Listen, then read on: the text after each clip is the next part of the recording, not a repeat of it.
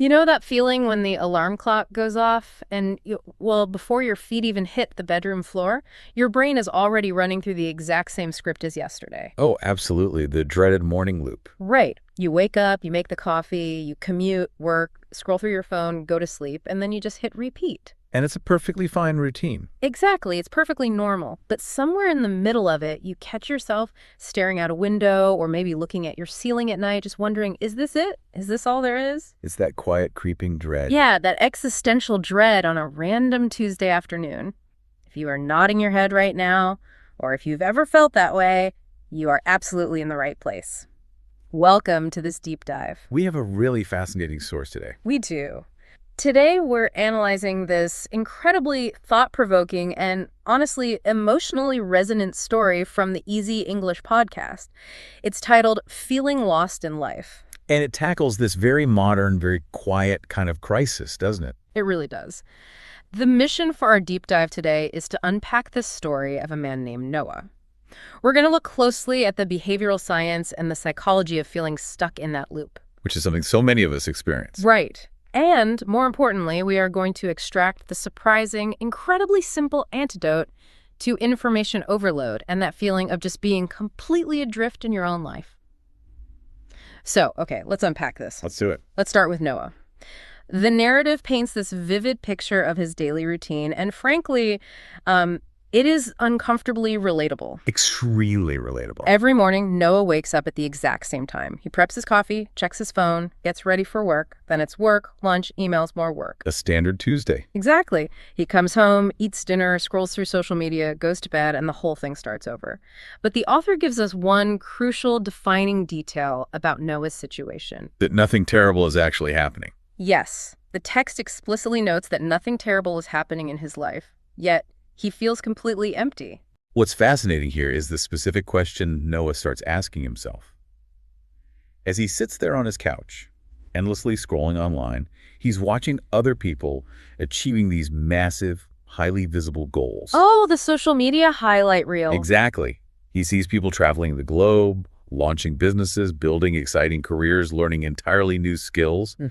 And looking at all that, he asks himself, what am I doing with my life? It's brutal. It is the textbook definition of the comparison trap, but amplified by the digital age. Because it's right in your pocket. Right.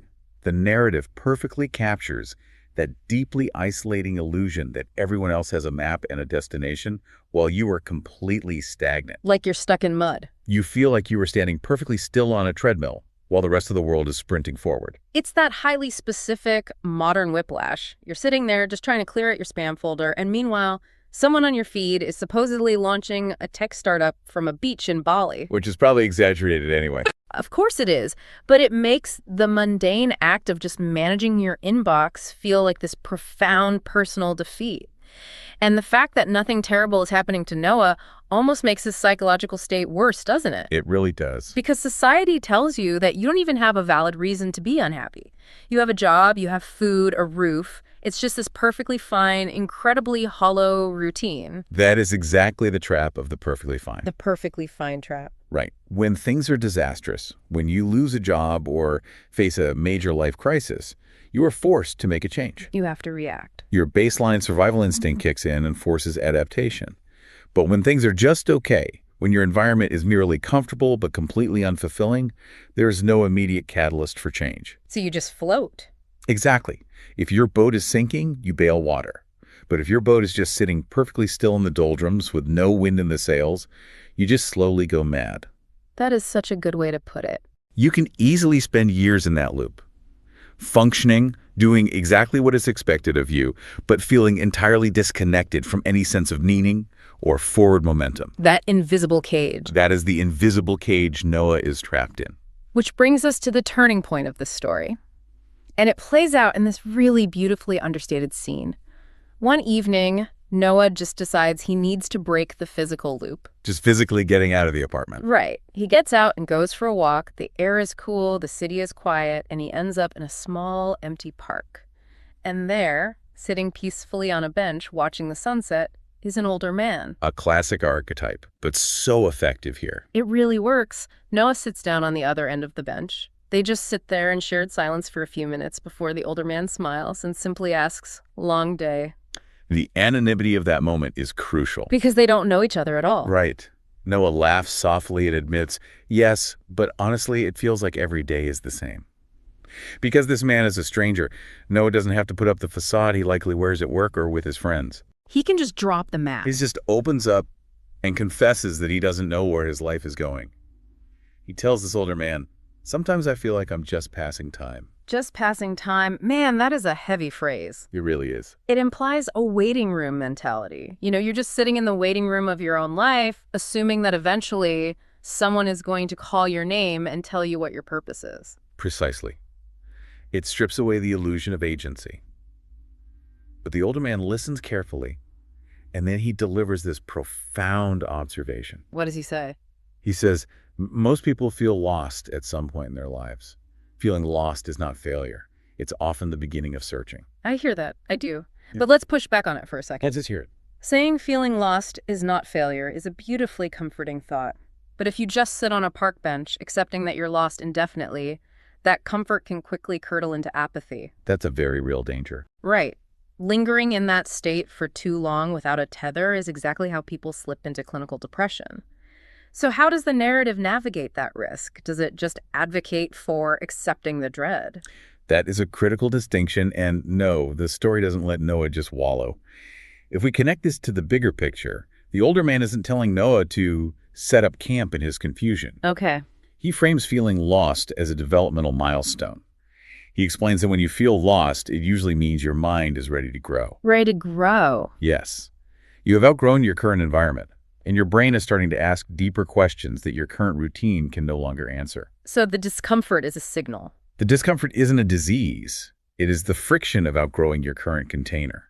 The older man points to the sunset and tells Noah that clarity rarely comes all at once in some blinding flash of insight. It comes slowly. He actually provides a surprisingly practical formula for someone just sitting on a park bench.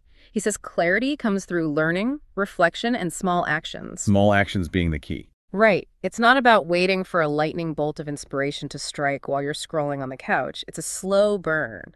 And as Noah absorbs this, the text notes a shift. An internal shift. Yeah. For the first time in a long while, he feels hopeful. The pressure is off. He realizes he doesn't need to have a grand master plan drawn up by tomorrow morning. Hope is the initial spark, but the narrative is smart enough to know that hope without execution fades right back into the baseline routine by the next morning. It just evaporates. Exactly. The brilliance of what happens next lies entirely in the scale of the action Noah chooses to take. He doesn't attempt a massive life overhaul, which is where most of us fail. This is arguably the most important mechanical takeaway from the entire piece. The next day, Noah decides to make a change, but it is a micro shift. Very micro. He doesn't march into his boss's office and dramatically quit his job. He doesn't book a one-way ticket to an ashram. He simply targets one specific vulnerability in his routine. His evening scrolling. Yes. Instead of spending his entire evening passively scrolling on his phone, he picks up a book he'd previously bought but never opened. And what was the book? It's a collection called Short Stories in English for Beginners from Teach Yourself. Just simple, accessible stories. We learned that Noah has always harbored this background goal of improving his English. Yeah. But he never actually allocated time or energy to it. It was just a someday goal. It was a lingering item on his mental to-do list. But that night, he sits down and reads one story. Just one. And the psychological genius of this specific choice is rooted entirely in friction reduction. That seems almost too minor to matter, though. How so? Well, when you're dealing with deep existential dread, reading a single beginner's storybook feels like putting a Band-Aid on a broken leg. I can see why you'd say that. Does a step that small actually generate enough momentum to break somebody out of a rut? Why not sign up for an intensive, immersive language course if he really wants to change his life? Because drastic overhauls require massive activation energy, which a person experiencing burnout or existential dread simply doesn't have. They're already depleted. Exactly. Yeah. If Noah had enrolled in an intensive, demanding academic course, his cognitive load would have spiked. He likely would have felt overwhelmed, experienced failure, and retreated right back to the safety of his phone screen. Which would just reinforce his belief that he's stuck. Right. By choosing a simple, enjoyable story, he completely removed the friction of starting. The barrier to entry was practically zero. That makes a lot of sense. And the text specifically notes the result. For the first time in weeks, Noah felt the sensation of learning something. He gave his brain a microdose of neuroplasticity. He actually felt his brain engaging rather than just acting as a passive receptacle for digital content. It's an active process instead of a passive one. Here's where it gets really interesting, because that one tiny, incredibly low-stakes action starts to create a compounding effect. A snowball effect. Yes. A few days later, Noah's behavior naturally evolves. He finds another book. This time, it's Learn English Through Stories. 16 stories to improve your English grammar and English vocabulary. Notice the organic progression there. He didn't force it. He didn't plan a curriculum. He started with the easiest possible task to build the habit and secure a quick psychological win. This single short story. Right. Once that foundation of confidence was laid, he naturally sought out something slightly more structured. But the author emphasizes that this second book teaches in a natural way. It's still stories. Noah is still engaged in narrative. He is still prioritizing the enjoyment of the process over the rigor of the outcome. He just begins reading a little bit every single evening. Yeah. And this is where we see the critical emotional shift in the text. His evenings begin to feel tangibly more meaningful. Because he's participating in his own life again. Yes. The story points out that instead of feeling lost, he feels curious. We talk a lot about finding your passion or finding your purpose, but curiosity is vastly underrated as a tool for getting unstuck. Curiosity is, mechanically speaking, the ultimate antidote to feeling stuck. Break that down for us. Think about the architecture of dread or anxiety. Your focus is entirely inward. You are trapped in an echo chamber in your own mind, agonizing over your lack of direction or your uncertain future. Spiraling. Yes, spiraling. Curiosity forcibly redirects your attention outward. You are no longer asking, what is fundamentally wrong with my life? You're asking about the task. You're asking, what does this new vocabulary word mean? Or how does this specific story resolve? It grounds you in the immediate present and fundamentally changes your relationship with the task at hand. It pulls you right out of the macro-level paralysis. Yeah. You can't be terrified of your 5-year trajectory if you're genuinely engrossed in the paragraph right in front of you. Exactly. You are entirely present. And this quiet momentum just keeps building. One weekend, Noah is reading online about language acquisition, and he discovers a methodology focused on effortless, native-style listening. He discovers the book Effortless English.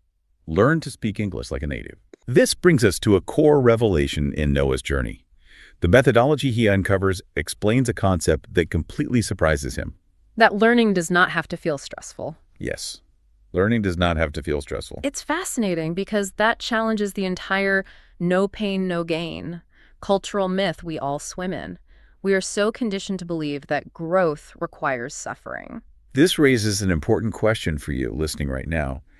How often do we actively sabotage our own goals because we artificially inflate the stress of the process? We make it harder than it needs to be. We assume that if we aren't grinding, if a process isn't grueling, then it isn't yielding valid results. If you're not sweating, it doesn't count. Right.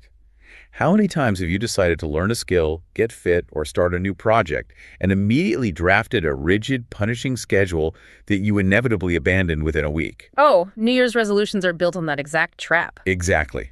The natural language methodology Noah discovers, learning through ambient listening, repetition, and low-stress daily exposure, mimics how we acquire our native languages as toddlers. Toddlers aren't stressed about grammar drills. No, they just absorb it. It doesn't rely on massive reserves of willpower. It relies on consistency. It's the difference between trying to push a massive boulder up a steep hill versus just letting a snowball roll down one. Yeah. He let the natural process of daily, low-stakes learning carry him forward. Which is so much more sustainable. And I think this is where the story truly earns its emotional weight. The author doesn't hand us a fake cinematic ending. No overnight transformations here. No, it's deeply grounded in reality. The text says, weeks pass, Noah's life does not become perfect. He still has to wake up when his alarm goes off. He still has to commute. He still has entirely ordinary, frustrating days at work. Which is the honest reality of progress. It doesn't fix everything. The external physical circumstances of Noah's life haven't dramatically transformed. He hasn't suddenly become a digital nomad or a billionaire CEO like the avatars he was envying on social media. He's still Noah. He's still Noah. Yeah. But the internal landscape, the lens through which he experiences his daily life, has completely shifted. That's the real victory. He no longer feels adrift. He has reclaimed a sense of agency. He feels he is moving forward, even if the absolute distance covered each day is minuscule. So what does this all mean? The narrative includes a thematic summary at the end, and it distills this transition perfectly. What does it say? It reminds us that periods of confusion and questioning are unavoidable. But feeling lost is not the end of your story. It is the exact diagnostic indicator that you are ready to begin a new chapter of growth. The central thesis here is that action, no matter how small, precedes clarity. Action precedes clarity. I love that. Reading one single page, learning one single word. Swapping out 20 minutes of screen time for 20 minutes of focused attention. Just breaking the loop. It is the steady accumulation of these tiny moments of reclaimed agency that eventually constructs a meaningful direction.